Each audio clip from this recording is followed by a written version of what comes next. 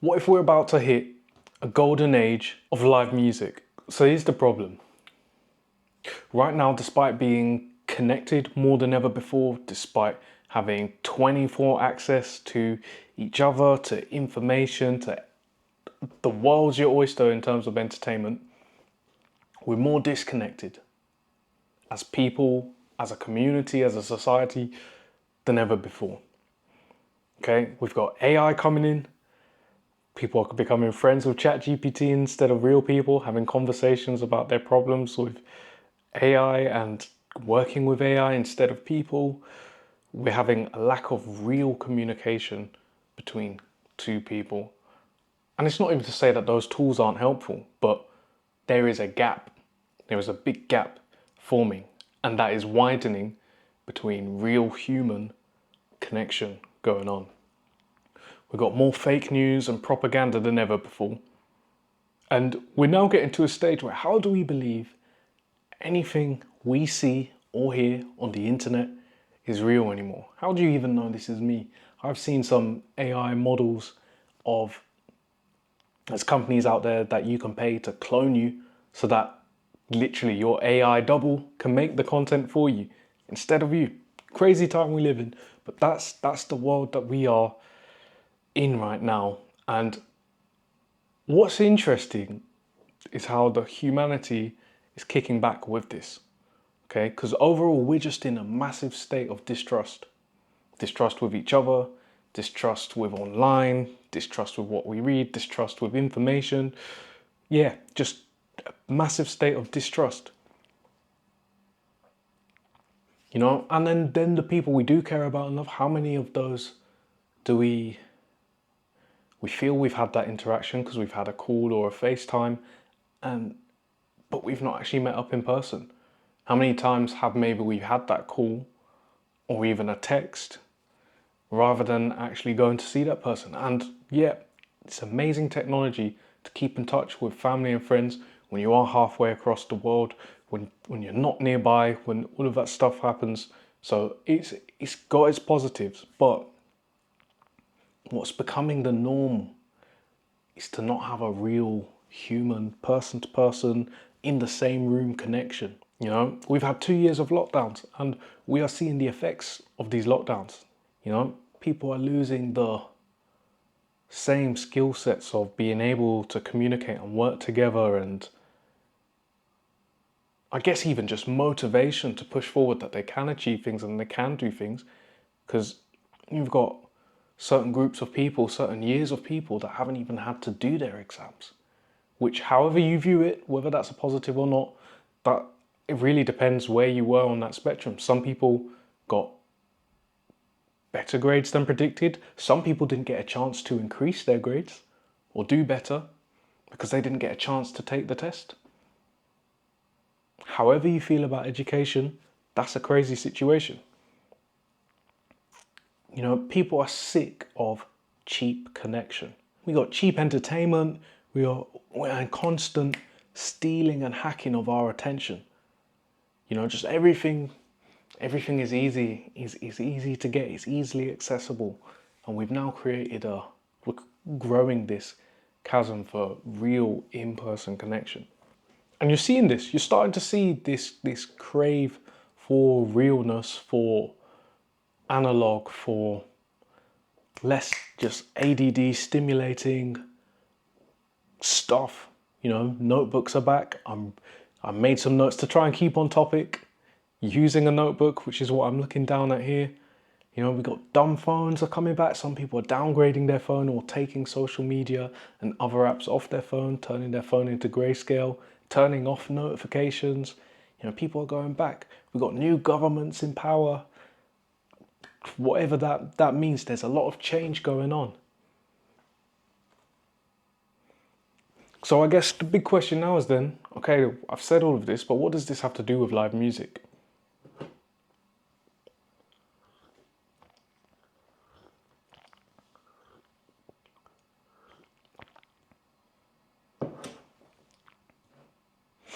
People are tired of fake streams, of artificially pumped up artists. of songs that are hot because you're told it's hot. People are tired of, or there is a desire for, actually seeing musicians playing the instruments that they're hearing. Now, it's understandable why it is the way it is at the moment. In the industry, you know, budgets and where people are making the income is shifting. And it's harder and harder to make physical tours feasible. But I think that's going to switch. And I think we are on the cusp of this switch happening in a big way. In a way that actually is going to create masses of new opportunities for local artists.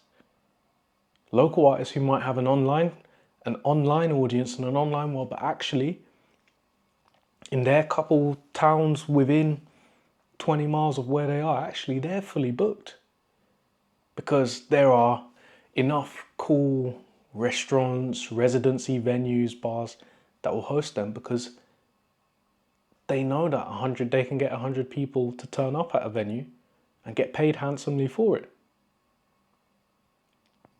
So many people get caught in, we all get caught in the trends, what's popular, what kind of content is going to get more views, what's going to get us more reach. We're trapped in this cycle of following these metrics, oh yeah, we got more likes, we got more saves, we got more comments on that.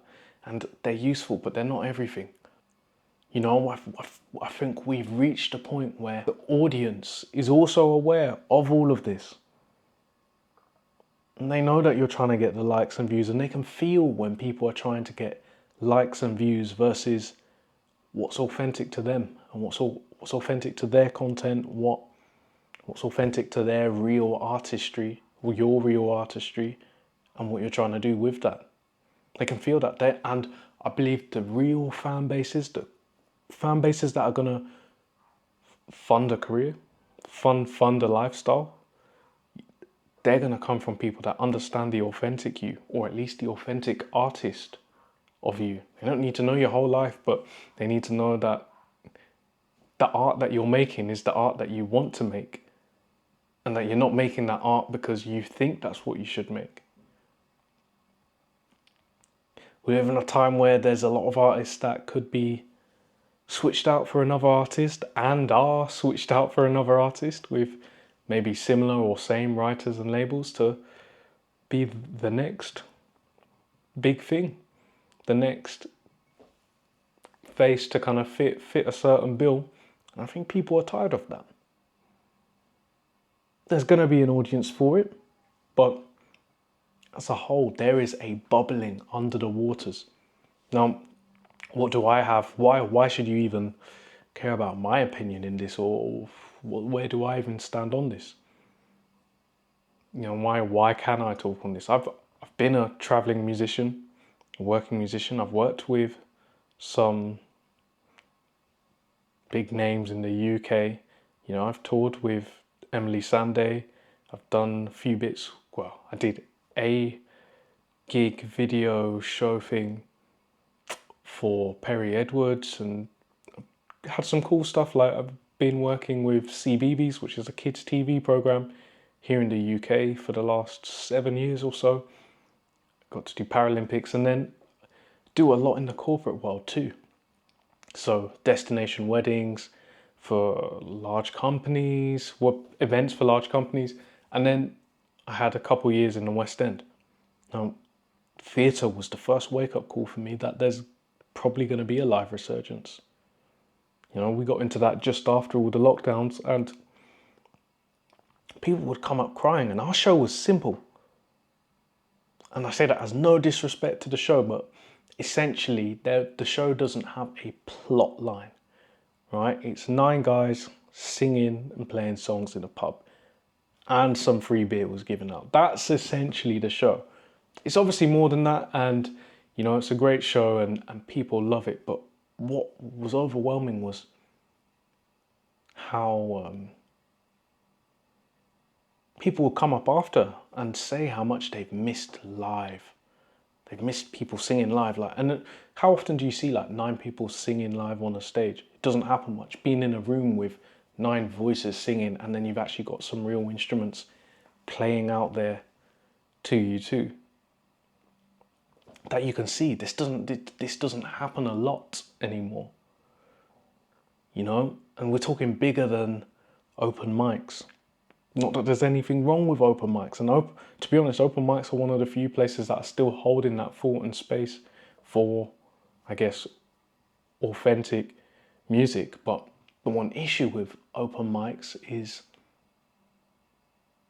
I'm just going to say, it has its space and it has its full right to exist, but in terms of the level of performance that you're getting or skill level of musician involved in it can vary a lot. And that's not a problem, but it depends what you're coming out for. You know, you are not at an open mic, you are not expecting to see fully polished artists. You know, and when you do and you find someone that really resonates with you, that's great and that's amazing. Or maybe you resonate with someone that actually really isn't polished at all, but you just all resonate with their authenticity of what they're doing because they believe in what they're doing and what they're singing. So, yeah, this is why live music will win.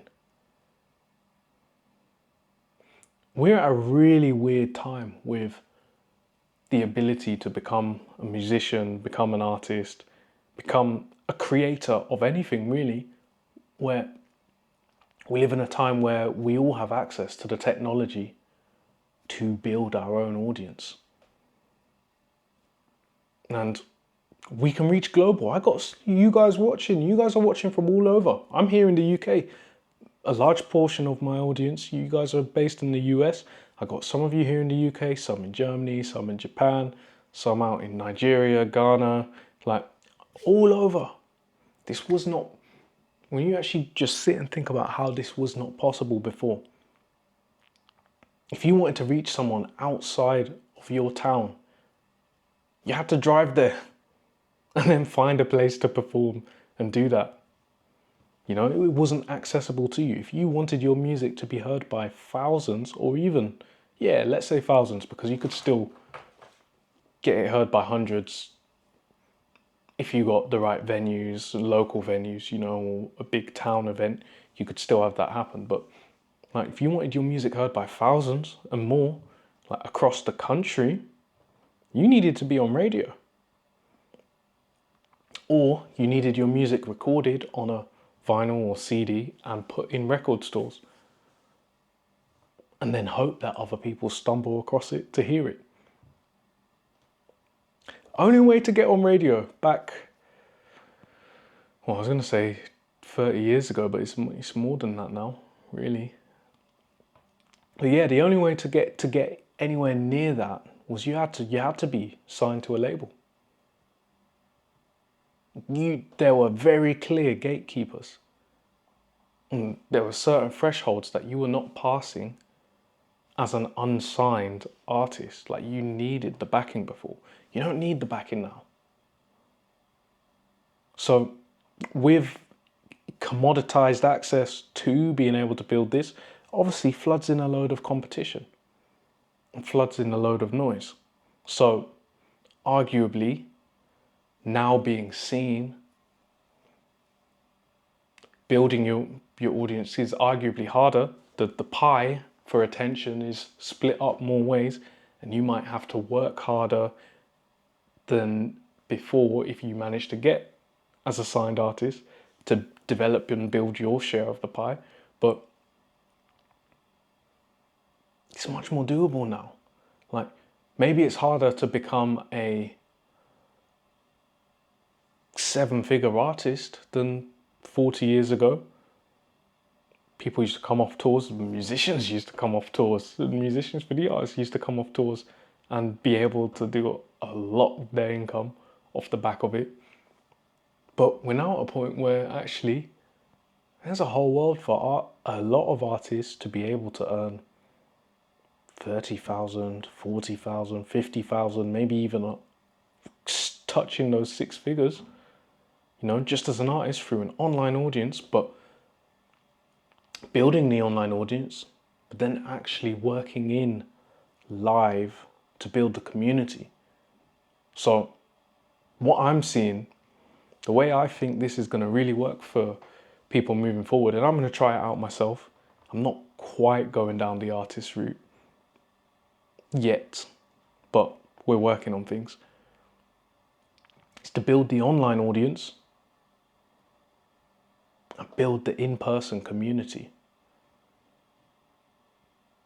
I think in person is going to be so big. I spoke to so many people along these various different gigs, tours, travels, countries,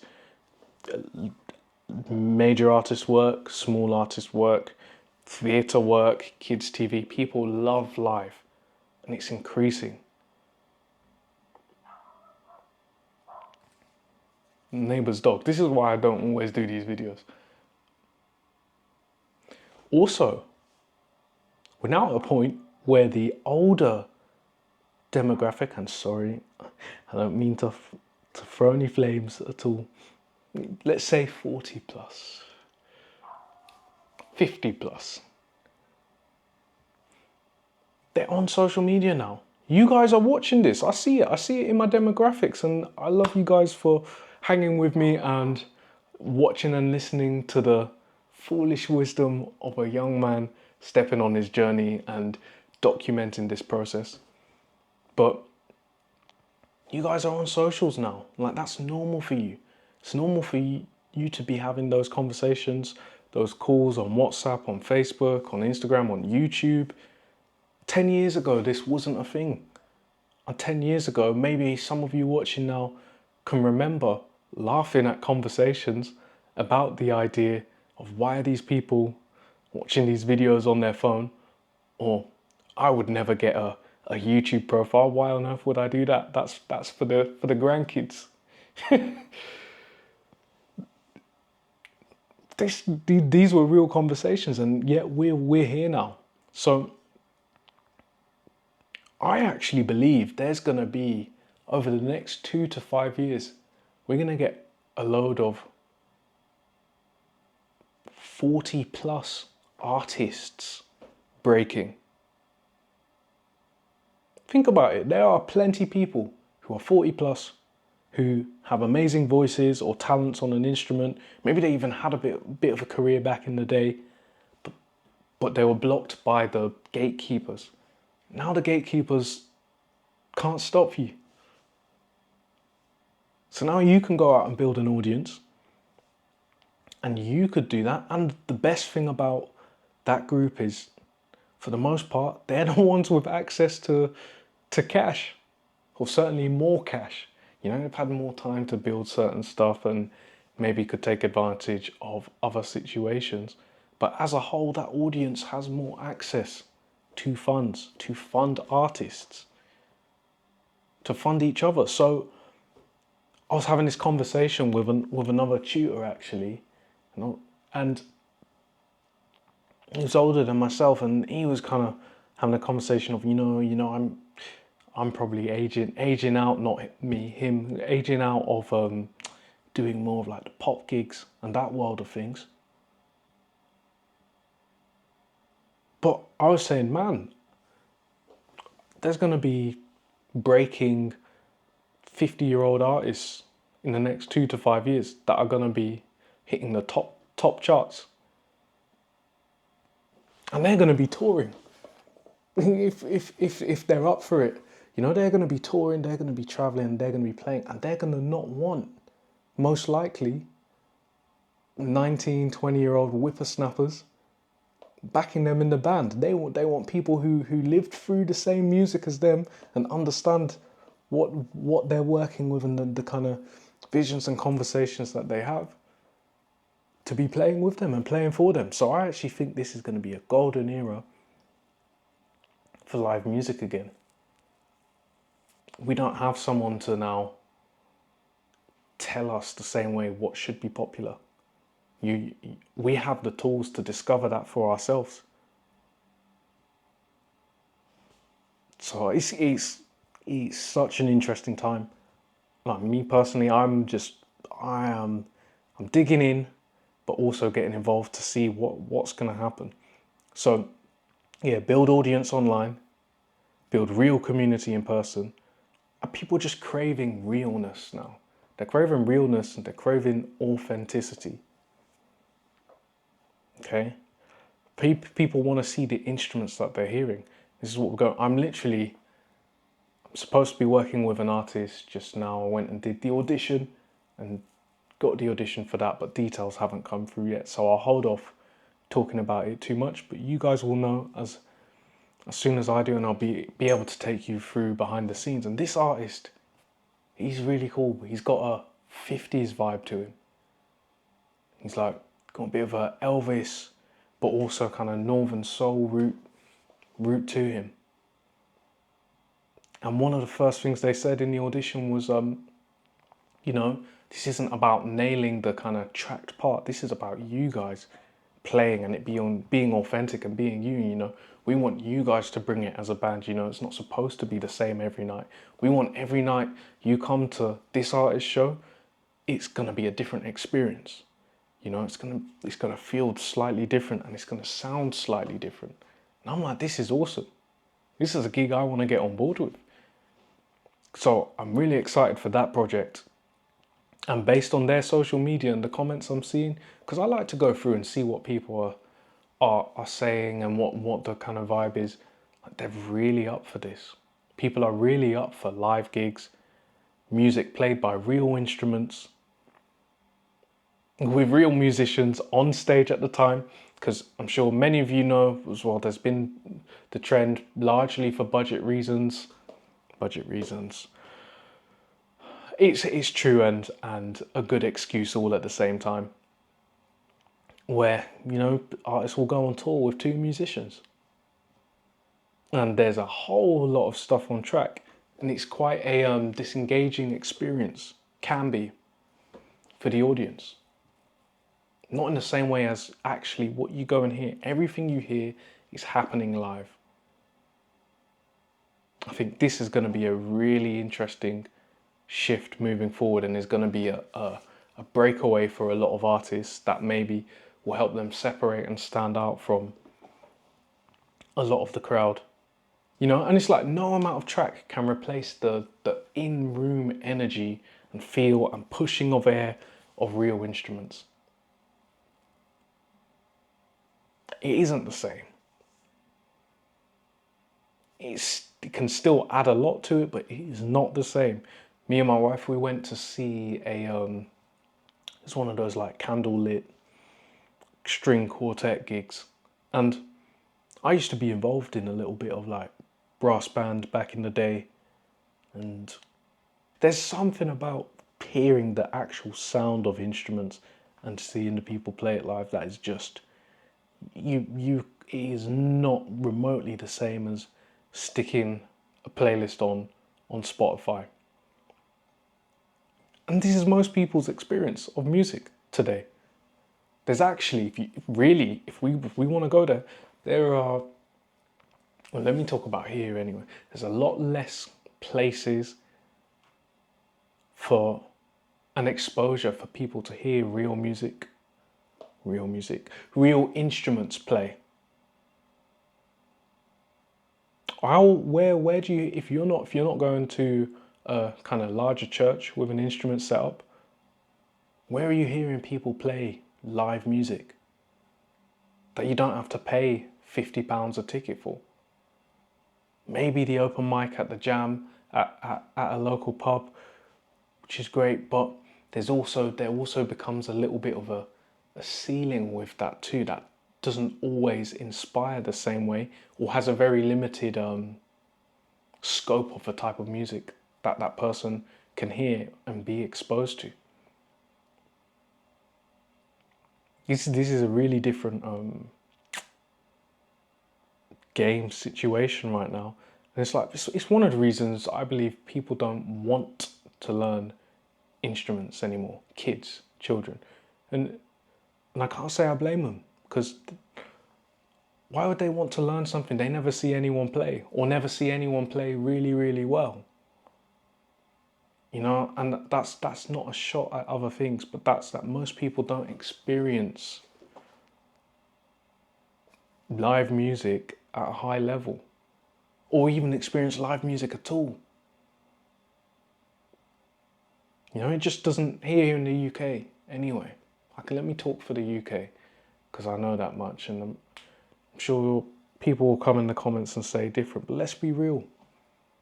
Most people here anyway, when they go to learn an instrument, they go to learn an instrument because their parents think they should learn an instrument, or they ask, "Oh, Johnny, you want to play piano?" He's like, "Yeah," but they've never gone and seen people play piano live at a gig, like a show.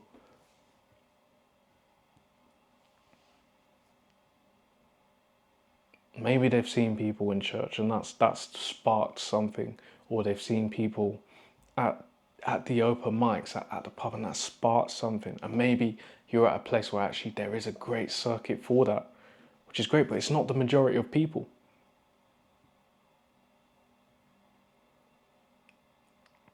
So where do we go? Where do we go from here? You know, the more digital and artificial this world gets, our culture gets, is actually the more the pull back for this real, authentic experience will be.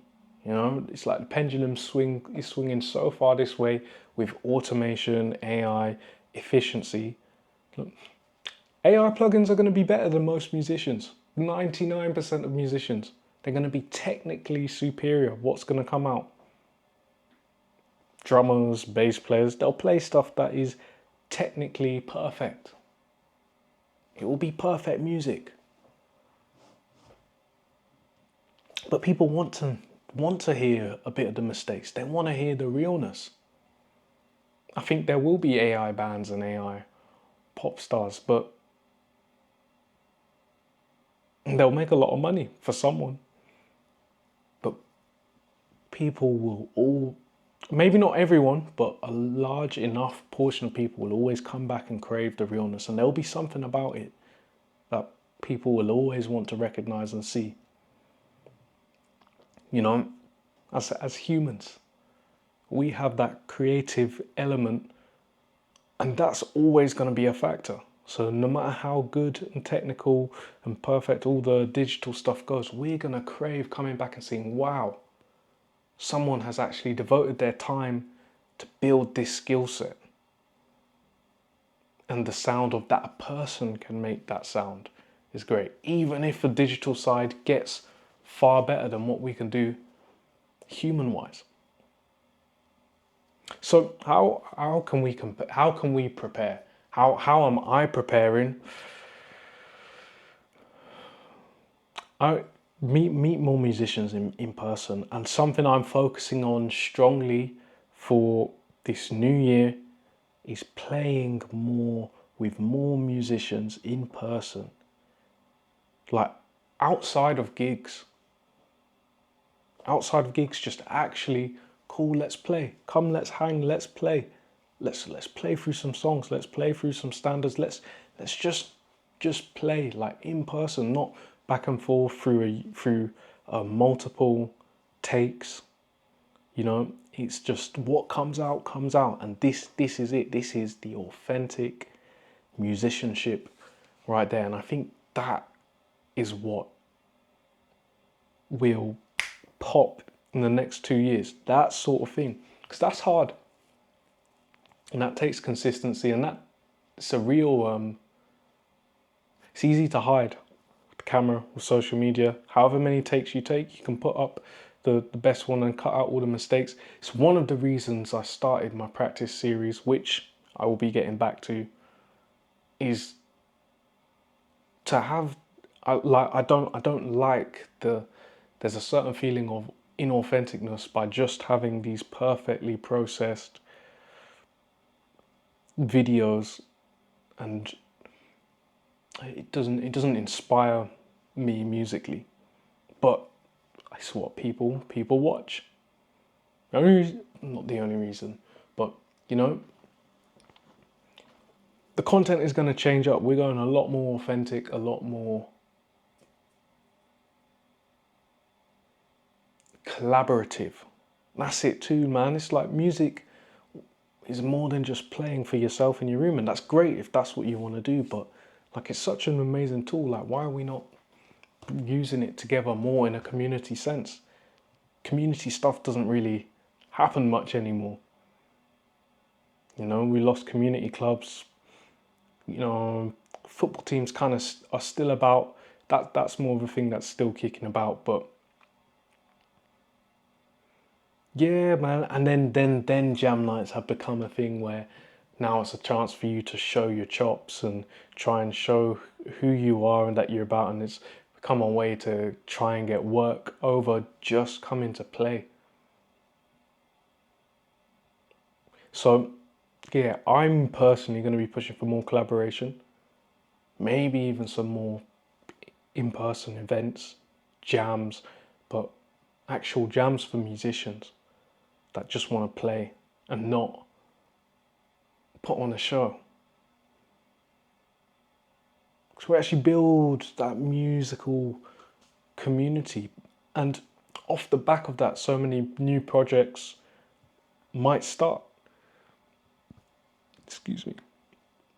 Second thing I'm going to do, which is going to sound counterintuitive to everything I've just said,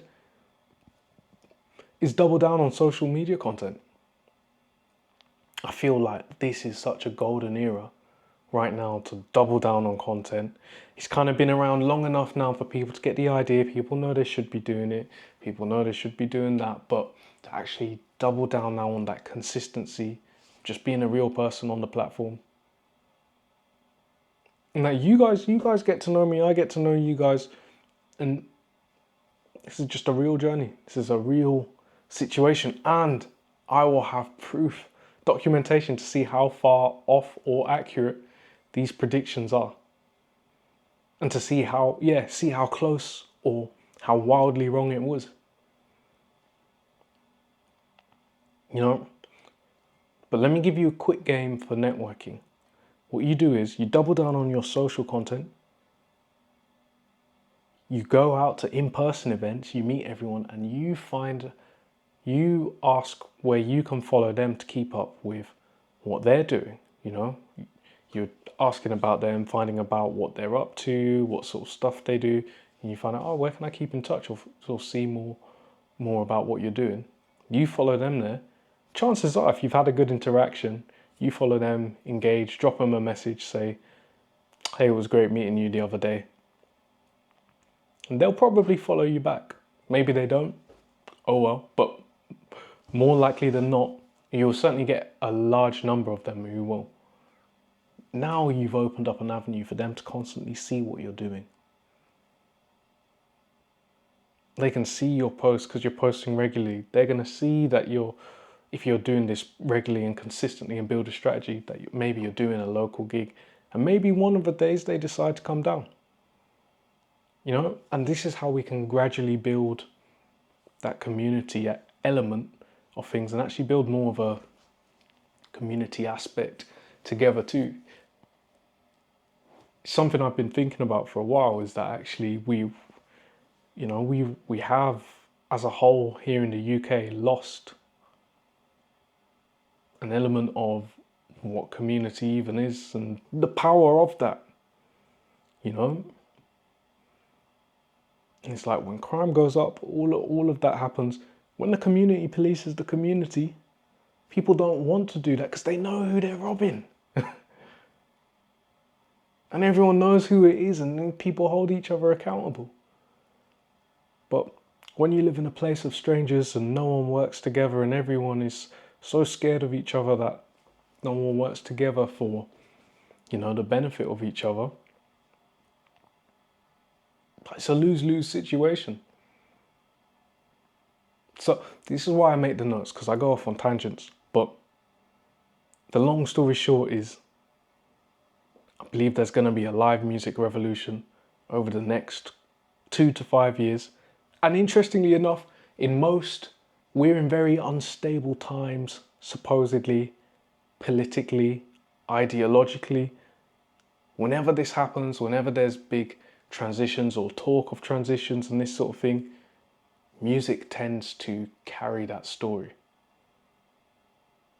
So there's probably going to be a lot of authentic artists that come out and blow up in this process of things. You know, you look at Bob Marley, through that era, the American Revolution, and then even the stuff here in the UK, you know, he was quite instrumental into shaping or even just opening people's eyes to the problem because it was accessible through music in a way that they wouldn't have a conversation with. So, all in all, music is a super powerful tool. Live music, it's a powerful tool for change, but also it's going to be a powerful change for careers. So, I'm going to push for this live side. You can do what you want to do. I highly suggest you consider it, look into it. Let me know your thoughts. If you've made it this far, let me know. Am I way off? Am I way off the currents, the vibes? If you're feeling this too, or maybe you're agreeing. You're like, this makes total sense. Let me know. Let me know in the comments below, and let's start the conversation.